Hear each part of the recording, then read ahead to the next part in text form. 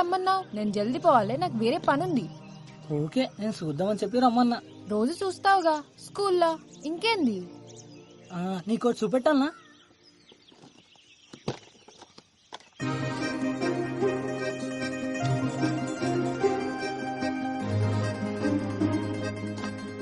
ఏంది అన్ని? ఇవన్నీ నావే కదా? గిసొంటివి కూడా దాచిపెట్టుకుంటారా పిచ్చోడా?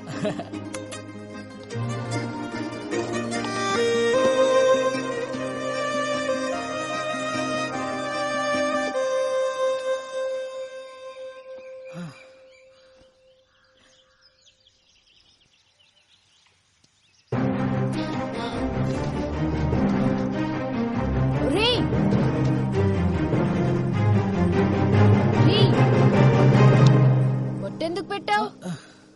నువ్వంటే నాకు ఇష్టం కూడా పెట్టినా. నేనంటే నీకు ఇష్టం లే? గందుకే కదా ఏమంటలేదు.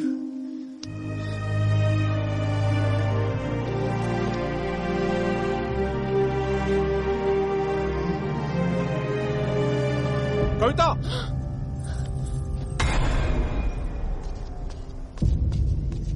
ఏం చేస్తుర్రు ఈడ? ఈడెవడు? అయినా నువ్వు ఎట్లొచ్చినావు ఈడకి? ఈయనే తీసుకొచ్చిండు. ఆ పిల్ల కావాలరా నీకు? నీకు పట్టేరు కూతురు కావాలరా? ఇప్పుడు చూడు, చదువంతా పాడుపాడైంది. ఏడా చదువుకోకుండా చేసిన వాళ్ళు.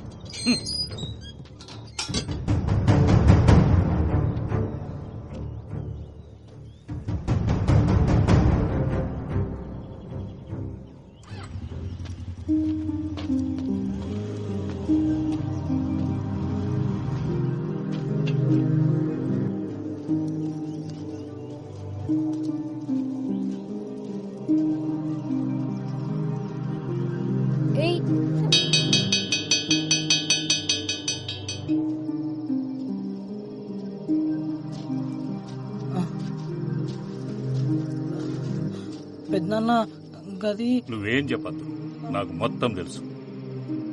బతకనీకి చదువు ఒక మార్గమేరా, అదే బతుకు కాదు. నీ బతుకు తెరువు నేను నేర్పిస్తా. నువ్వు ఏం నేర్పిస్తా నేర్చుకుంటా, కానీ నా కష్టం మీద నేను బతుకుతా. అట్లనే గాని గట్లా అన్న బడి మానేసిండు, చేతబడి నేర్చిండు. ఒకరోజు మన ఊళ్ళనే. ఆటో హై స్కూల్ కాడికి వస్తావా? 100 రూపాయలు అవుతుంది. సరే కూర్చోరి. కవిత దా ఎక్కు. కొమరి గిరాకి వచ్చిందా? వస్తా. ఎంతమంది? 2. ఏడికి? High school road. కూర్చో.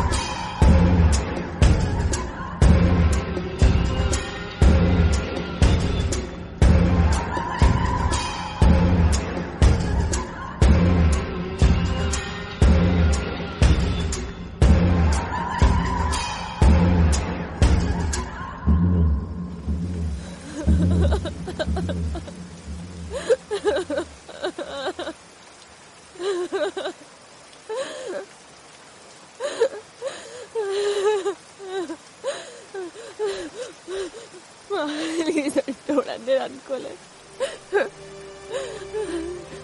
ఏం కాకుండా మనసులో ఇంకోళ్ళు పెట్టుకున్నాను. ఇప్పటికే తెలియకపోయా. ఊకో చెల్లమ్మ, ఆడు గిసంటాడని ఎవరికి మాత్రం తెలుసు. అయినా ఆడొక పానం తీసేంత కసాయి అవుతాడని నేను కూడా అనుకోలే. అన్న తీసింది ఒక్క పానం కాదు, ఈ ఊళ్ళో సానా సావులతో అన్నకి సంబంధం ఉంది.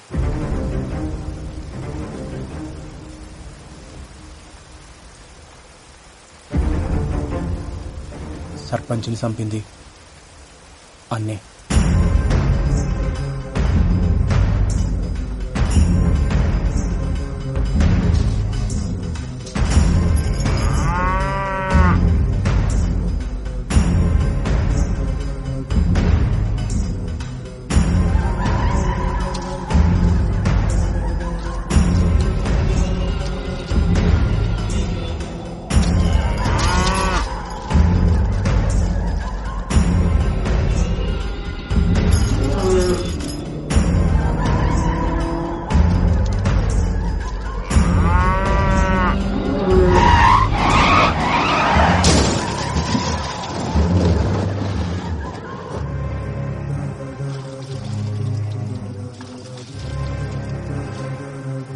ఆ నీళ్ల పోరాన్ని చంపింది కూడా అన్ననే.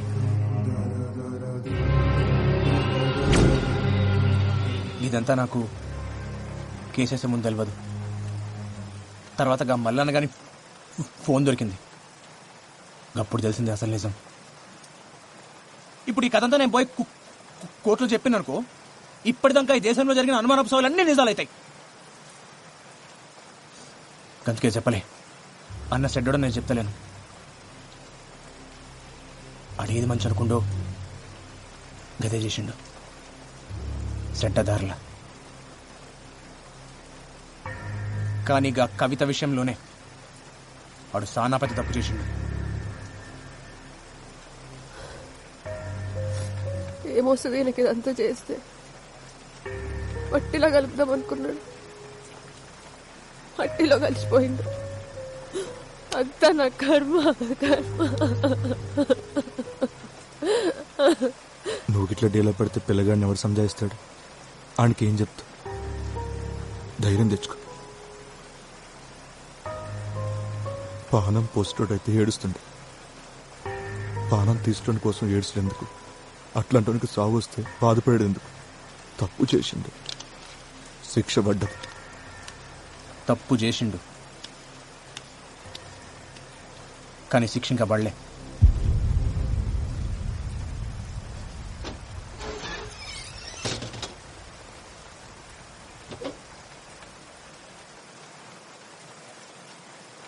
అన్ని ఇంకా బతికే ఉండు.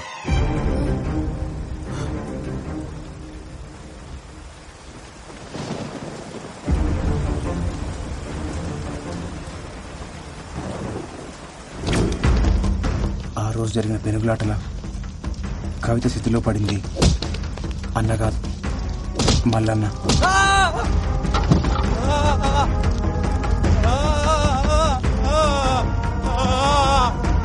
అగ్గంటుకున్న మల్లన్నను చూసి ఆళ్ళోళ్ళు అన్న అనుకున్నారు.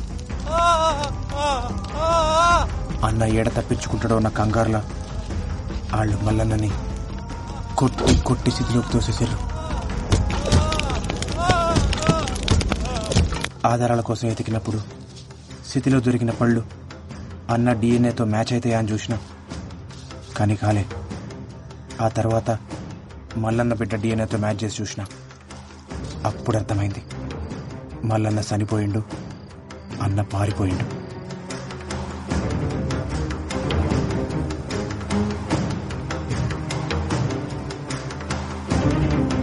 బావ బతికే ఉండా?